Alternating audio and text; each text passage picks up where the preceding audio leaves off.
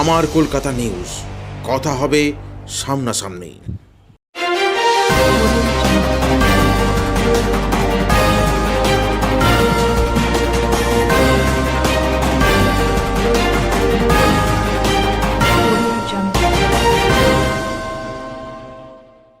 গোপন সূত্রে খবর পেয়ে সিঙ্গুর থানার পুলিশ আজ ভোররাতে সিঙ্গুরের আজবনগর এলাকা থেকে আগ্নেয়াস্ত্র সমেত একজন দুষ্কৃতীকে গ্রেফতার করে।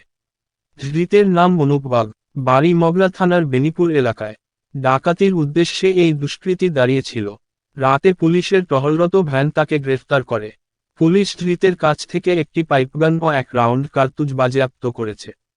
পুলিশ সূত্রে জানা গেছে, এর বিরুদ্ধে বিভিন্ন থানায় বিভিন্ন অপরাধমূলক কাজের সাথে জড়িত রয়েছে। ধৃতকে আজ চন্দননগর মহকুমা আদালতে পাঠানো হয়।